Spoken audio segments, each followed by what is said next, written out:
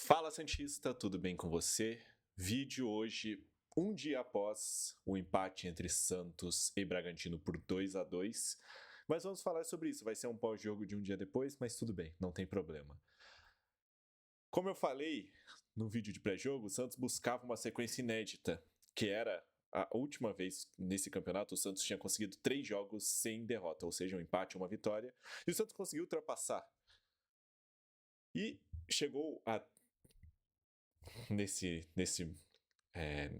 período de 3 empates e uma vitória. E uma coisa é certa, o Vojvoda ainda não perdeu sobre o comando do Santos. A gente vê um futebol mais promissor, o Santos tem evoluído, o Santos tem crescido de produção, tem crescido tecnicamente, mas ainda algumas falhas acontecem e isso faz com que a gente perca alguns jogos. Eu acho que ontem foi um desses casos em que alguns jogadores da defesa falharam e a gente acabou saindo um pouquinho no prejuízo. Eu acho que era um jogo muito importante para a gente ter uma vitória importante, porque nos afastaria bastante da zona do rebaixamento. O empate já ajudou, era melhor não perder, né? Mas o empate já ajudou. E, cara, o primeiro tempo eu acho que a gente jogou um pouco melhor, teve um pouco mais de volume de jogo. O Santos teve chances de fazer o gol, inclusive uma chance com o Lautaro Dias, que para mim foi o melhor do jogo, sem dúvida. Ele foi um dos melhores do jogo, com um gol e uma assistência. E o Santos dominou bastante o primeiro tempo. Só que eu acho que às vezes o Santos tem um pouquinho de azar.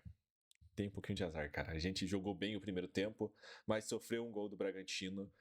E no segundo tempo o Santos voltou muito bem, conseguiu fazer os 2 gols, um gol com o Barreal e um gol com o Lautaro Dias. Como eu falei, o Lautaro para mim foi um dos melhores do jogo.